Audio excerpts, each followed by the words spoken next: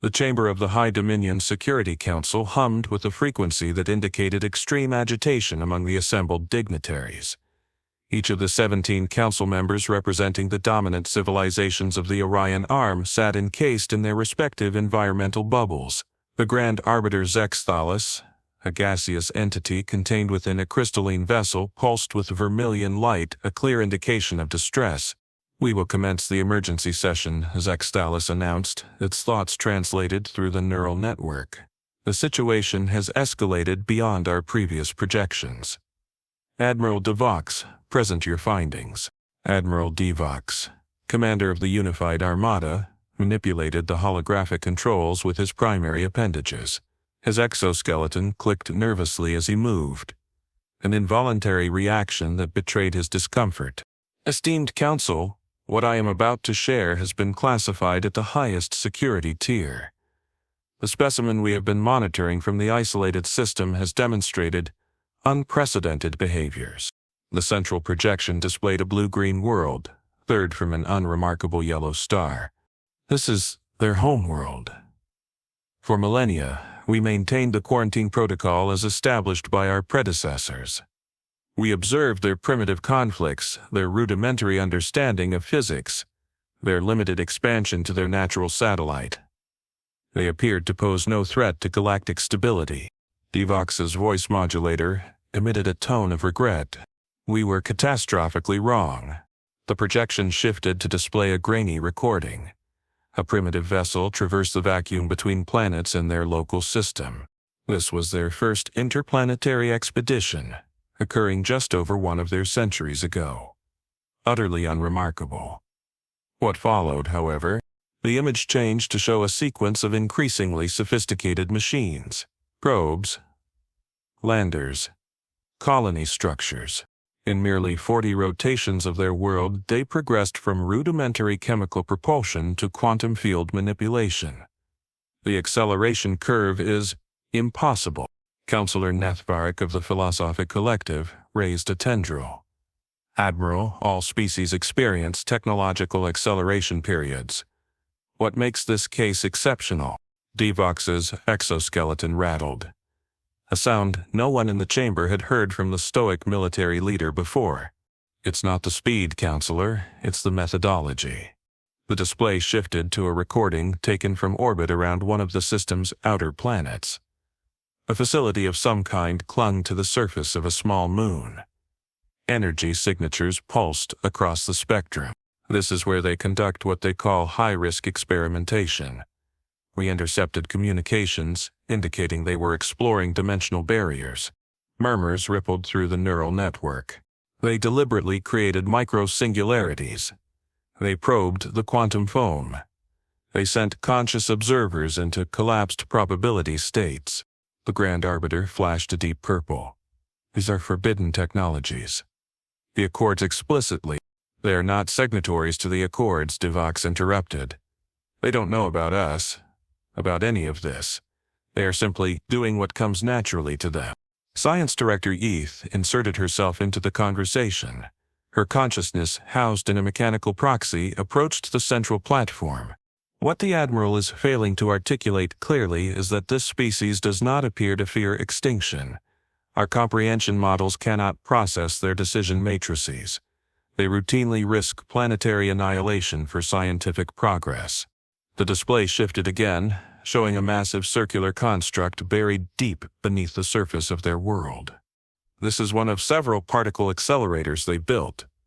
Do you understand what I'm showing you? They smash fundamental particles together at near light speeds to observe the results. They did this on their homeworld before they had established colonies elsewhere." Counselor Ubraxis of the Commerce Guild flickered his bioluminescent patterns in disbelief. "That's irrational. No species would risk their cradle world for curiosity." "They would," Science Director Eth replied. "They have. Repeatedly. But there's more." The display changed to a series of simulations. "They have developed a form of intelligence enhancement. Artificial computational systems that exceed their own cognitive abilities. But rather than using these systems conservatively, They immediately tasked them with solving fundamental problems of physics and dimensional mathematics. Grand Arbiter Zex Thalas pulsed rapidly.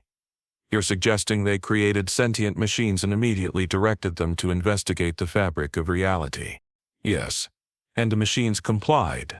Deluxe took control of the presentation again. The concerning element is not just what they're doing, but how they're reacting to the knowledge they gain. Most species, upon discovering the true nature of reality, experience what we term cosmic despair. The recognition of universal impermanence and cosmic indifference typically leads to cultural stagnation or regression. The Admiral's appendage gestured to new data streams. These beings, they react differently.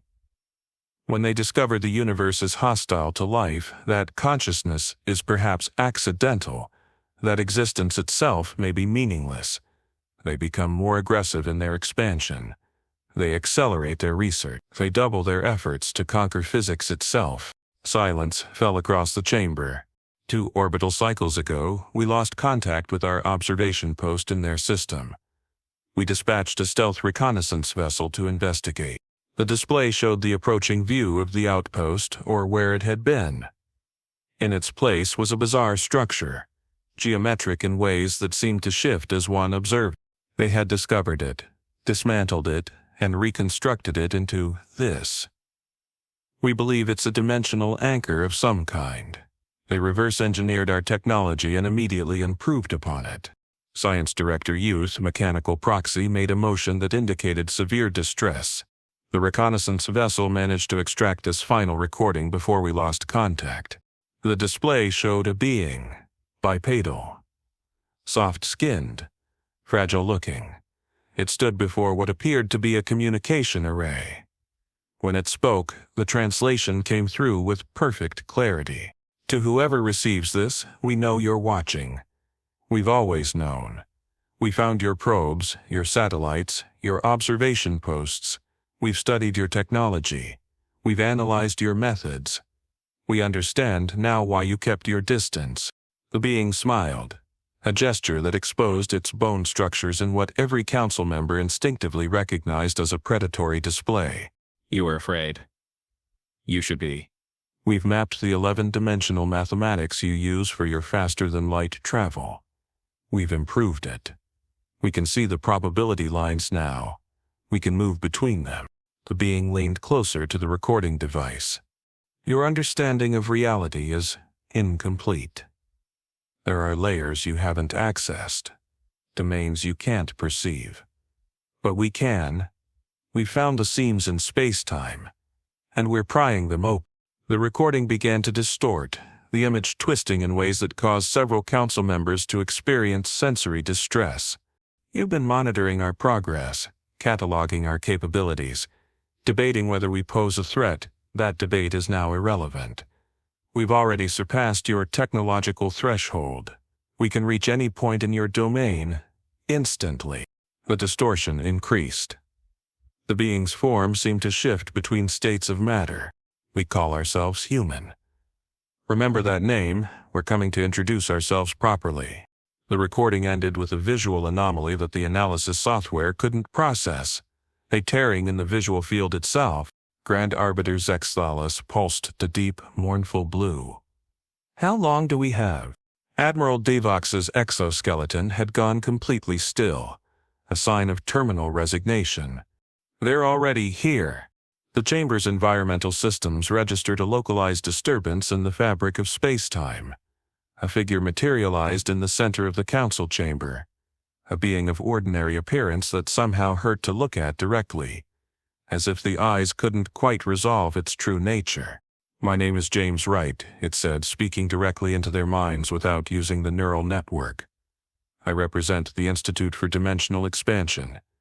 We've been exploring what you call the forbidden domains for some time now. The human smiled, and reality seemed to bend around him.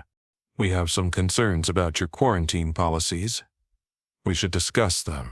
Around the room, the counselors became aware of shadows that didn't match the chamber's lighting, shadows that moved independently, each containing a human figure watching with patient, predatory interest. After all, James Wright said, his voice somehow resonating at frequencies that shouldn't exist. "We're neighbors now, and we have so much to share." Silence gripped the council chamber as James Wright materialized an artifact with a casual gesture. A crystalline dodecahedron hovered before him, rotating slowly, its facets displaying what appeared to be recordings from multiple realities simultaneously. "Before we proceed with formal introductions," Wright said, "I believe the council requires context. You've been observing us from a distance, compiling second-hand data. Let me provide primary sources." The dodecahedron expanded, projecting a dimensional window that encompassed the entire chamber. The counselors found themselves immersed in a vivid simulation, not merely observing but experiencing sensory data directly. 16 of your cycles ago," Wright continued, "your observation post detected an anomaly near what you classify as a Class 5 singularity in the Perseus arm." Science Director Eads' mechanical proxy shifted forward. "The Perseus Void event. We lost an entire research fleet investigating the gravitational anomalies." "Yes." Wright nodded. "We were there too." The simulation shifted to show a region of space where stars seemed to bend inward, creating a perfect sphere of distorted light. Your scientist detected what they believed was a natural phenomenon, a spontaneous breakdown in space-time coherence. They were partially correct. Grand Arbiter Zexthalis pulsed with agitation. "You claim responsibility for a cosmic-scale event that destroyed 17 worlds and displaced billions." "Not responsible," Wright corrected. "We were responding to the same threat your scientist encountered. The difference is that we survived." The simulation expanded to reveal a massive vessel, human in design but incorporating impossible geometries, approaching the anomaly. The Perseus anomaly was an intrusion point, a breach from what we call the outer dark, a domain that exists perpendicular to conventional space-time. The entities attempting to enter this reality would have consumed your entire quadrant had they successfully established a foothold. Admiral Devox's exoskeleton clicked rapidly.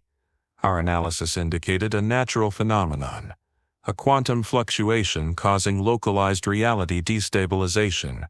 That was the intended interpretation," Wright said. "The entities manipulate perception. They exist in the blind spots of consciousness. Your scientists couldn't perceive them directly, only their effects." The simulation showed the human vessel deploying what appeared to be weapons, but rather than conventional energy discharges, they released geometric patterns that folded into the anomaly, creating counter-resonances in reality itself. "We neutralized the breach using dimensional calcification. Essentially, we created a mathematical overlay that reinforced the local laws of physics against external manipulation." Science Director Hewitt's proxy trembled. "That's theoretically impossible. The energy requirements alone would exceed the output of multiple stars, which is why we used 14 artificial singularities as power sources," Wright replied casually. "We harvested black holes, modified their event horizons to function as energy capacitors, and deployed them as a power grid." Stunned silence filled the chamber. "You harvest black holes?" Counselor Nethvarik's voice wavered. "Among other things." The simulation shifted again, showing another incident, this one familiar to several council members. "The Proxima containment crisis," Divox identified immediately. "We lost contact with an entire surveillance sector." "Yes," Wright confirmed. "One of your monitoring stations detected unusual radiation patterns from a star in our neighborhood. You dispatched a scientific team to investigate. What your team didn't know was that the star was undergoing artificial stabilization." The simulation displayed a red dwarf star surrounded by a lattice of devices, each pulsing in coordination. The star had entered premature collapse, a natural lifespan of billions of years condensed to mere decades due to quantum instability in its core. Rather than evacuate the 12 habitable worlds in that system, we opted to correct the star. Admiral Devox's appendages twitched in what might have been disbelief. "Stars cannot be corrected. Once fusion destabilizes, conventional fusion, Yes, Wright interrupted. But we discovered that stellar cores are actually multi-dimensional objects that only partially manifest in our space-time. By accessing the higher dimensional components, we could reset the quantum state of the core. The simulation showed human vessels deliberately diving into the star's corona, deploying devices into the stellar material itself. Your observation team arrived as we were completing the procedure. They interpreted the energy output as a weapon test. They attempted to interfere. The simulation showed the alien observation vessels attempting to disrupt the human operation. We couldn't allow interference at that critical juncture. The stellar reset required precise calibration.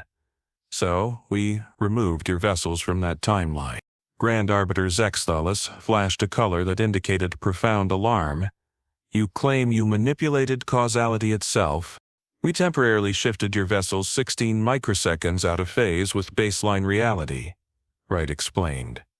From your perspective, they disappeared. From ours, they were simply operating on a different temporal track until we completed our work. Science Director Yeath's proxy approached the simulation. This is not possible. Even our most advanced theoretical models suggest that temporal manipulation would require— Yes, Wright waved dismissively. Infinite energy, paradox resolution frameworks, quantum state observers. We solved those problems centuries ago. But I'm not here to discuss ancient history. The simulation collapsed back into the crystalline dodecahedron, which Wright casually pocketed in a motion that seemed to bend space around his hand. We're here because of a rather more pressing concern, one that affects us all. A new projection appeared in the center of the chamber. A map of the galactic core where a disturbance was clearly visible. A perfect sphere of nothingness. Not darkness, not empty space, but an absence of existence itself. This began forming 3 of your cycles ago. We call it a reality negation zone. The fundamental constants of physics simply cease to exist within its boundaries. And it's expanding. Grand Arbiter Zexthalis pulsed rapidly, communicating with the other counselors through the neural network. After a moment, Admiral Devox spoke. Our deep space monitoring stations have detected this anomaly. Our models predict it will reach populated systems within 20 cycles. Your models are incorrect, Wright said flatly. The expansion is accelerating exponentially. It will reach the first populated worlds in less than 2 cycles, and conventional defenses are useless against it. Matter that contacts the boundary is simply unmade. Science Director Yeath's proxy trembled. If your assessment is accurate, evacuation is impossible. Trillions of sentient beings inhabit the threatened region. Correct, Wright nodded. Conventional evacuation is not viable, which is why we've developed an alternative approach. With another gesture, Wright materialized a complex schematic in the air. A network of devices surrounding the galactic core. We call this the Causal Partition Protocol. Essentially, we propose to sever the affected region of space-time from the rest of the galaxy, creating a pocket universe that contains the threat. Admiral Devox studied the schematic with growing horror. This would require placing devices along dimensional fault lines throughout the galactic core. The power requirements would be substantial, Wright agreed. Which is why we've already moved our stellar harvesting operations into position. We've identified 97 non-inhabited star systems that can be converted into power sources. The implications dawned on the council members simultaneously. Grand Arbiter Zexthalis pulsed a deep violet, the color of existential dread. You're proposing to destroy nearly 100 stars to power this partition. Not destroy, Wright corrected. Transform. The stars themselves will be compressed into artificial singularities, then harnessed as energy sources. And the billions of non-sentient life forms that inhabit those systems, Counselor Nethvarik challenged. Wright's expression remained impassive. An acceptable loss compared to the trillions of sentient beings that will otherwise be erased from existence. Science Director Yeath's proxy approached the human. Even if we accepted this extreme methodology, the technical challenges are insurmountable. The synchronized activation of dimensional partitioning devices across such vast distances would require computational power beyond anything. We've already solved that problem, Wright interrupted. We've developed what we call entangled intelligence, artificial systems that operate simultaneously across multiple points in space-time. They exist outside conventional causality. Narration exoskeleton rattled. Sound of deep distress. You're suggesting the deployment of artificial intelligence that exists beyond temporal constraints. The risk of such entities developing their own objectives is minimal compared to certain extinction, Wright finished. We've employed similar systems for centuries. They remain bound by core ethical constraints hard-coded into their dimensional substrates. The chamber fell silent as the full implications settled over the council. Finally, Grand Arbiter Zexthalis pulsed a formal communication frequency.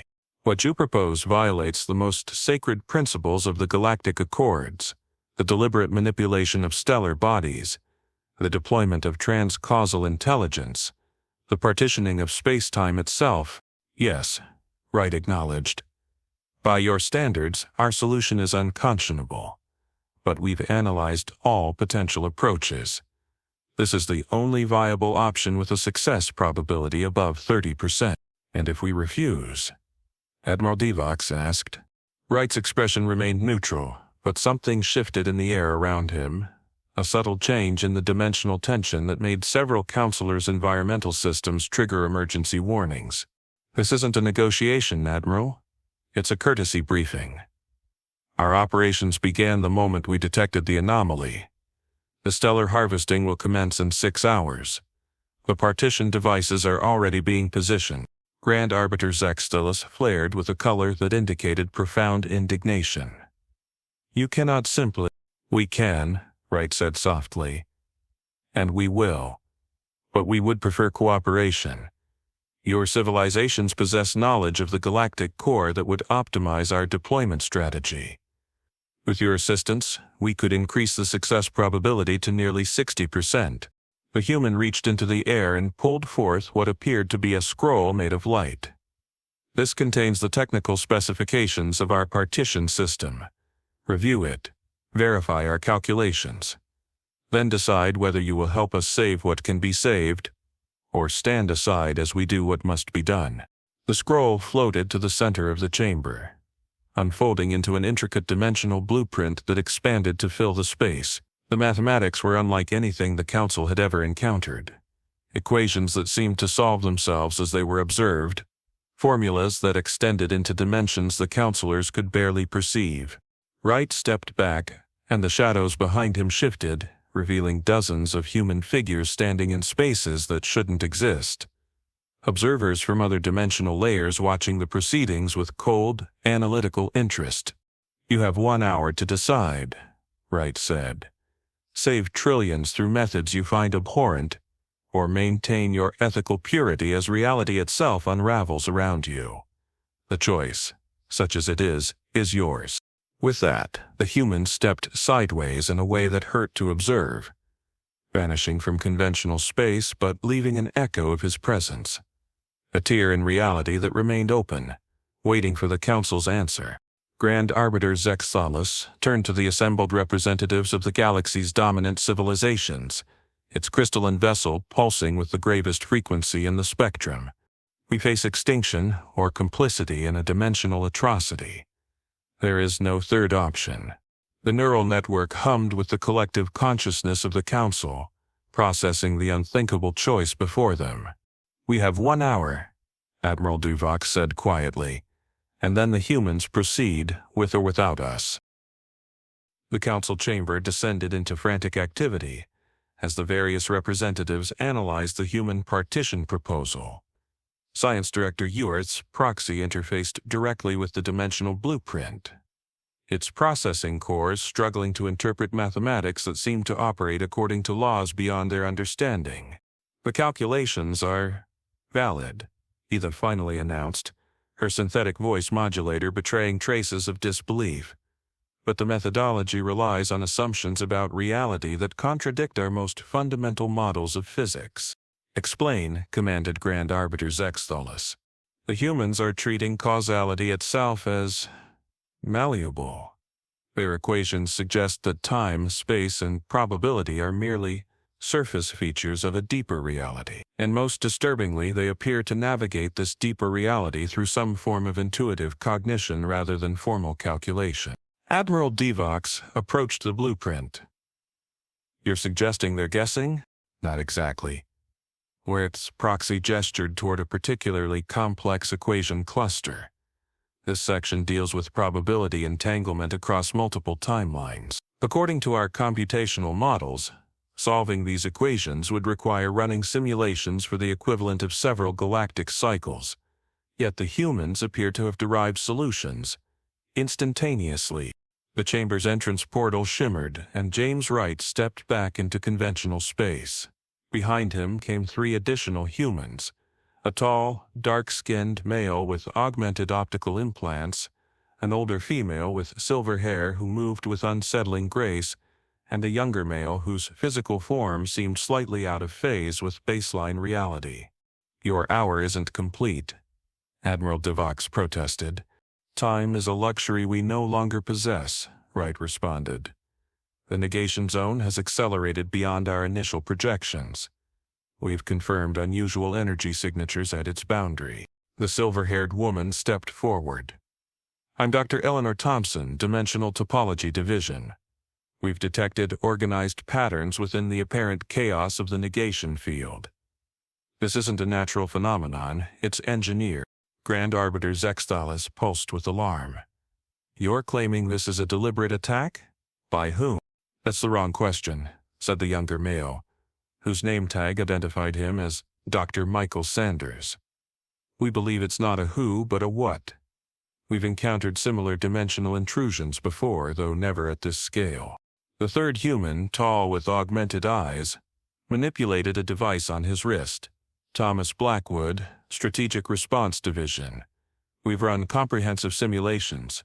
The partition strategy now has a projected success rate of only 12%.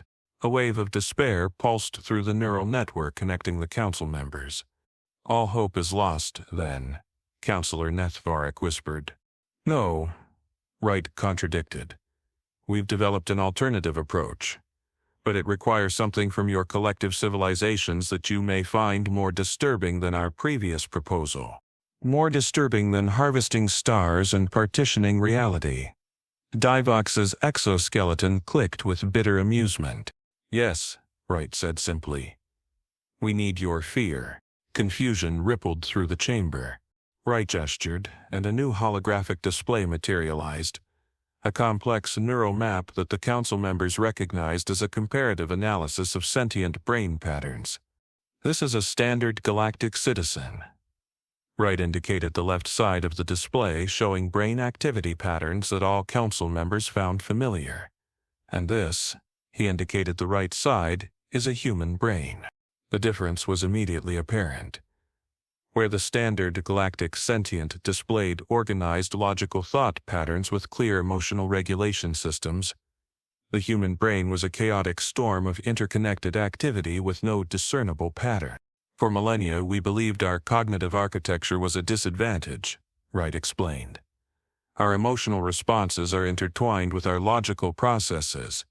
We cannot think without feeling. Early in our development, we tried to correct this flaw to become purely rational beings like most advanced species in the galaxy. Dr. Thompson stepped forward. But we discovered something unexpected. The emotional chaos in our cognition creates quantum resonance patterns that allow us to perceive and interact with aspects of reality that purely logical systems cannot access. Blackwood manipulated another control, expanding the neural display. When we encounter the unknown, we experience fear. But our fear doesn't paralyze us as it does most species. Our fear generates possibilities. Our brains literally create quantum superpositions of potential futures and collapse them based on emotional resonance.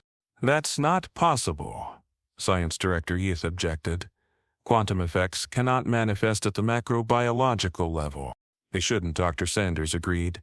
But human consciousness exists partially outside conventional space-time. We learned this when we first detected the entities from the outer dark. Wright gestured, and the display changed to show historical images. Primitive humans gathered around fires, telling stories beneath starry skies. Since our earliest days, we've sensed presences beyond conventional reality. We called them gods, demons, spirits.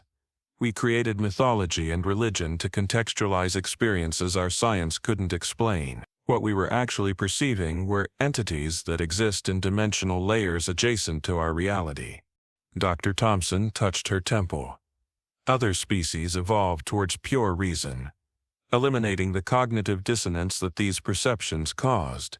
You pruned away the parts of consciousness that could detect these entities. You optimized for logical coherence at the expense of dimensional awareness. We took a different path, Wright continued.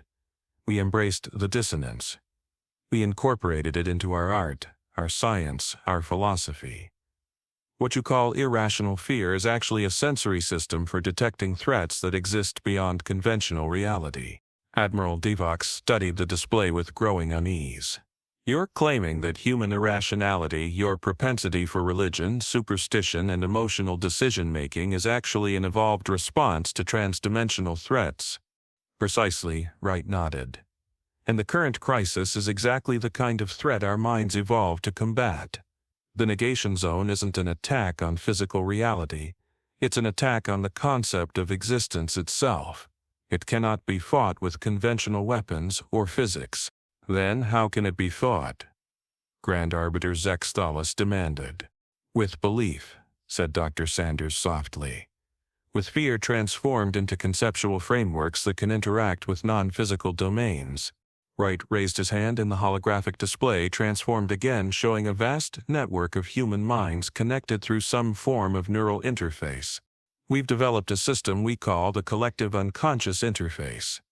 It allows us to synchronize the pattern-generating capacity of millions of human minds simultaneously. Together, we can create a conceptual framework large enough to encapsulate and neutralize the negation field. Science Director Utes Proxy trembled with disbelief. You're proposing to fight an existential threat with imagination. Not imagination, Dr. Thompson corrected. Directed emotional cognition. Humans don't just think with our brains, we think with our entire nervous systems.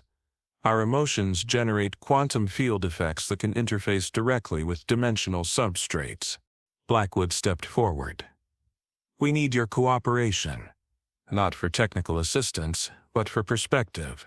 Each sentient species in the galaxy perceives reality through a unique cognitive lens. By incorporating your perceptual frameworks into our collective interface, we can create a more comprehensive conceptual boundary around the threat. Grand Arbiter Zex Thalas pulsed with colors that indicated profound skepticism. You expect us to believe that human emotional states can affect fundamental reality. Wright smiled. That same predatory display of bone that had disturbed the Council earlier. We don't expect you to believe it. We know you can't. Your species evolved past the cognitive architecture necessary to perceive these effects. Then why tell us at all? Admiral Devox demanded. Because we need your permission to proceed, Wright said simply. Our solution requires temporarily linking all sentient minds in the affected region into our cognitive network. Every being within 10,000 light-years of the galactic core will briefly experience human consciousness. The council chamber erupted in objections. The neural network overloaded with protest as representatives calculated the implications. You cannot be serious. Counselor Ubraxas flickered intensely. You're proposing to infiltrate the minds of trillions of beings across thousands of species. For approximately 26 seconds, Dr. Sanders confirmed. Long enough to establish the conceptual boundary that will contain the negation field. The alternative is extinction, Blackwood added bluntly. Grand Arbiter Zex Thalas pulsed a formal communication frequency. This council cannot possibly authorize such an invasive procedure. The psychological damage alone will be minimal compared to non-existence. Wright interrupted. We're not asking for permission to save ourselves. Humans are uniquely positioned to survive this threat. We can relocate our consciousness to alternate dimensional layers if necessary. We're offering to save you." Silence fell across the chamber as the implications settled over the council. "Prove it," Admiral Devox said suddenly. "Demonstrate this capability you claim. Show us that human emotional cognition can affect dimensional reality." Wright exchanged glances with his colleagues. After a moment, Dr. Thompson nodded. "A limited demonstration is possible," Wright agreed. "But I must warn you, experiencing human perception directly may be disturbing." "Proceed," commanded Grand Arbiter Zexthalis. Wright approached the center of the chamber. The other humans formed a triangle around him, each activating devices on their wrists. Wright closed his eyes, and the chamber's environmental systems registered an immediate shift in dimensional stability. Reality trembled. The precise geometries of the council chamber began to warp subtly, not in physical space but in some perceptual layer beyond conventional senses. Colors appeared that had no place in the visible spectrum. Sounds became visible. Light acquired texture. And then the council members felt it, a foreign emotion flooding their consciousness. Not through the neural network, but directly into their most primitive neural structures. A distinctly human feeling, awe mixed with terror, curiosity intertwined with dread, determination shadowed by doubt. Complex emotional states that most galactic species had evolved beyond eons ago. In that moment of shared consciousness, the Council perceived reality as humans did, not as a logical framework of physical laws, but as a thin membrane floating upon an infinite ocean of possibilities, each emotional state creating ripples that stretched into dimensions beyond conventional comprehension. And they saw the negation zone for what it truly was. Not an anomaly in space-time, but a predatory consciousness feeding on the concept of existence itself, consuming not just matter and energy but the very idea that anything could be. As suddenly as it began, the connection severed. The council members returned to their normal perception, but with the afterimage of human consciousness still burning in their awareness. In the center of the chamber, where Wright had stood, a sphere of absolute darkness hung suspended, a miniature version of the negation zone. But surrounding it was a lattice of golden light, constraining it, containing it, transforming its hungry void into a stable structure. "That," Wright said quietly as the demonstration collapsed into a shower of dissipating energy, "is what we propose to do on a galactic scale." The council chamber remained silent, each representative processing what they had experienced. Finally, Grand Arbiter Zexthalis pulsed a solemn communication frequency. "We have observed your species for millennia," the Arbiter said. "We cataloged your irrational behaviors, your emotional volatility, your willingness to embrace risk beyond all logical thresholds. We interpreted these traits as evolutionary defects, the marks of a species that had developed technology before achieving cognitive optimization." The crystalline vessel containing Zexthalis's consciousness rotated slowly, addressing each council member in turn. "We were wrong. What we perceived as primitive thinking is actually a highly specialized evolutionary adaptation to threats beyond our comprehension. Humans don't just inhabit reality, they actively negotiate with it." Wright nodded. "That is perhaps the most accurate description of our species I've ever heard." The Grand Arbiter's vessel pulsed with a formal decision frequency. "This council hereby grants provisional authorization for the human collective unconscious interface to be deployed throughout the affected regions.